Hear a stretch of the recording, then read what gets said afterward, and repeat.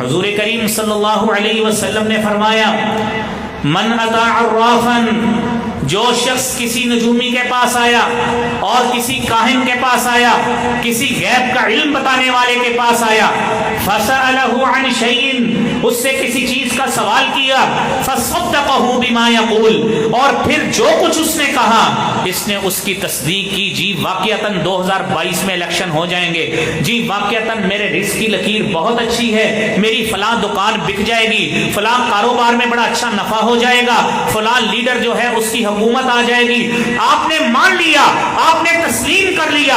میرے نبی محترم صلی اللہ علیہ وسلم نے فرمایا اگر میرا امتی کہلوانے والے سن لے، اگر تو نے اس بات کی تصدیق کی، فقد کفر بما نزل علی محمد، تو نے محمد مصطفیٰ صلی اللہ علیہ وسلم پر نازل ہونے والی شریعت کا انکار کر دیا۔ میرے بھائیوں، ہمارے پڑھے گئے کلمے کدھر جائیں گے؟ ہمارا پڑھا گیا قرآن کدھر جائے گا؟ ہمارے رکھے گئے روزے کدھر جائیں گے؟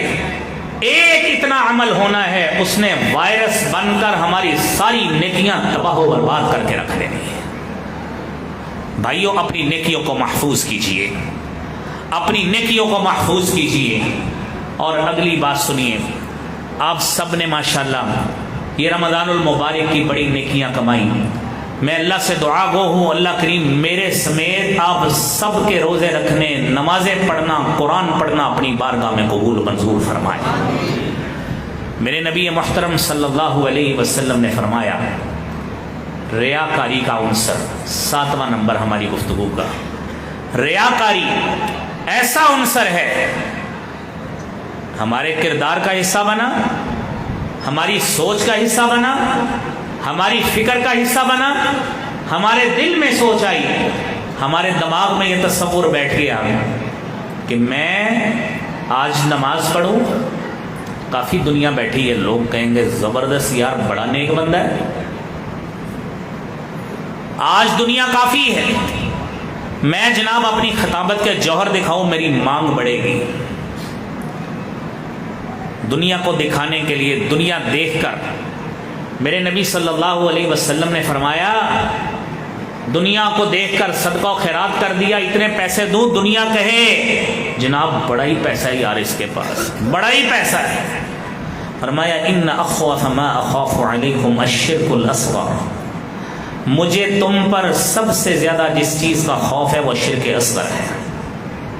آپ یہ بات دھیان سے سنیے، آپ نے شرک کو تو سن لیا کہ شرک اللہ کے علاوہ کسی کی عبادت کرنے کو شرک کہا جاتا ہے، لیکن اس ریاکاری کو شرک کیوں کہا گیا؟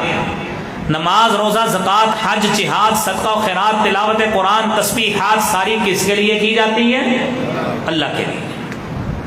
اس کا مطلب ہے اللہ کا کوئی مقام ہے، کوئی عظمت ہے، کوئی منصب ہے جس لیے ہر عبادت اس اللہ کے لیے کی جاتی ہے۔ جب ہمارے دل میں یہ تصور آیا، یہ خیال آیا کہ اب وہ فلاں شخص دیکھ رہا ہے، ہماری عبادت بھی لمبی ہو جائے، میری نیکی کا اس کو بھی پتہ لگ جائے، وہ مقام جو اللہ کو دینا چاہیے تھا ہم نے وہ مقام اس بندے کو دے دیا ہے، شرک میں مبتلا ہوئے۔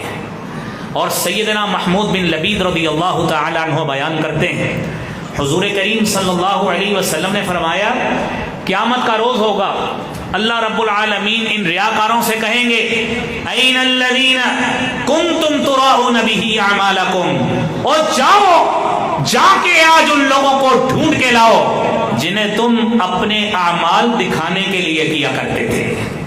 هل تجدون عندهم جزاء، آج ڈھونڈ کے دیکھو بلا کوئی بدلہ دینے کے، کوئی جزا دینے کے قابل تمہارے پاس کوئی ایسا کوئی نظر آتا ہے کہ نہیں آتا؟ اور یقینی بات ہے وہ تو وہ جگہ ہوگی یوم یفر المرء من اخیہ وامہ وابیہ وصاحبتہ وبنیہ، کون کس کے کام آئے گا؟ قرآن نے اس کی بہترین وضاحت کی ہے۔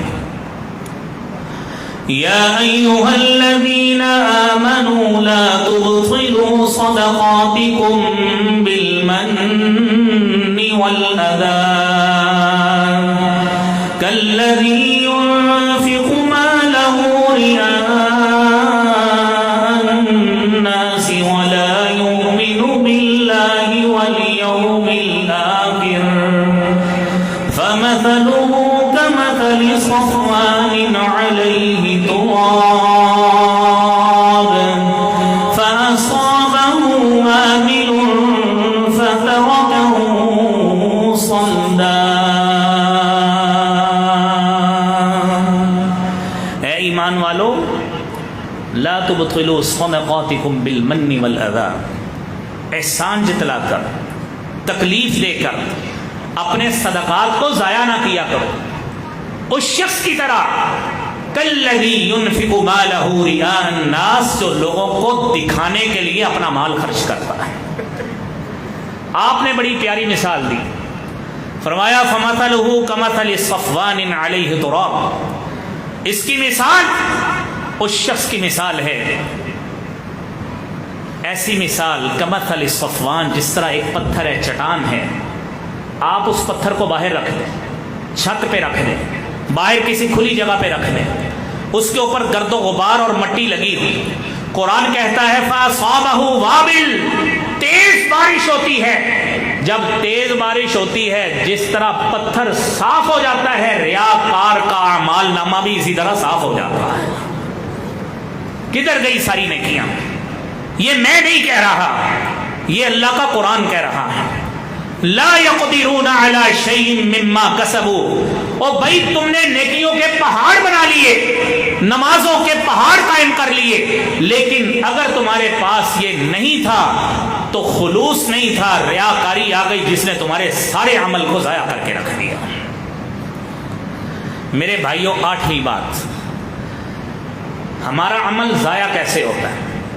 ہم صراط مستقیم پہ جا رہے ہیں انشاءاللہ، اور یہ وہ راستہ ہے جو انشاءاللہ ہمارے نماز، روزے، صدقات کی بدولت ہمیں انشاءاللہ جنت میں لے کے جائے گا۔ میرے نبی نے تو یہ کہا ہے، فرمایا من صام یوما فی سبیل اللہ، جس نے ایک روزہ اللہ کی رضا کے لیے رکھا، آپ نے تو ماشاءاللہ 26 اس سال رکھ لیے، روزہ ایک رکھا، فرمایا بعد اللہ وجہہ عن النار 70 خریفا، اللہ کریم اس رضائے الہی کے لیے رکھے گئے روزے کی بنا پر اس مومن کو 70 سال کی مسافت جہنم کی آگ سے دور کر دیتے ہیں۔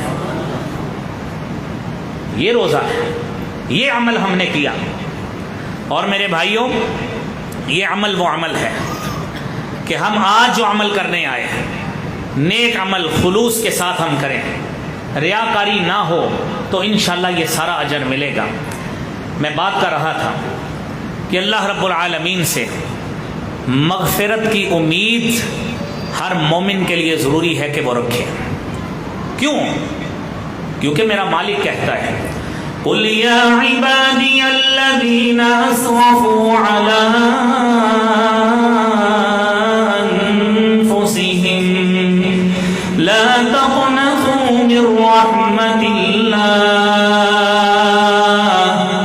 إِنَّ اللَّهَ يَغْفِرُ الذُّنُوبَ جَمِيعًا إِنَّهُ هُوَ الْغَفُورُ الرَّحِيمُ۔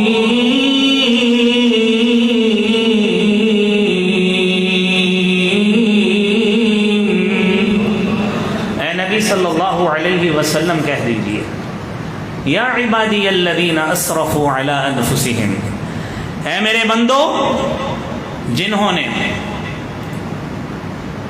اپنی جانوں پہ ظلم کیا ہے، لا تقنطوا من رحمت اللہ، اللہ کی رحمت سے نا امید نہیں ہونا۔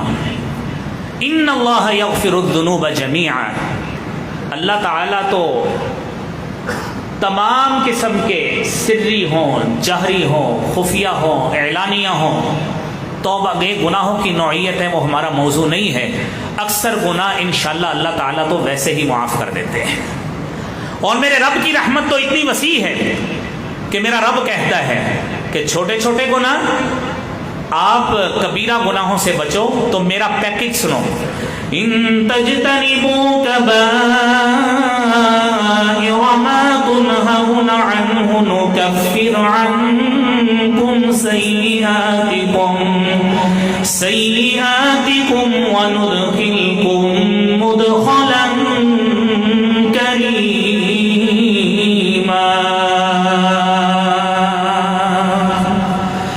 اگر تم کبیرہ گناہوں سے بچو، جس کی سزا بیان ہوئی، جس پہ لعنت کی گئی، جس کی وعید بیان کی گئی، جس پہ ناراضگی کا اظہار کیا گیا، میرا رب کہتا ہے تم ان سے بچ جاؤ، نکفر عنکم سیئاتکم، میری تو رحمت ہی اتنی وسیع ہے، چھوٹے چھوٹے گناہ میں نے ویسے ہی معاف کر دیں۔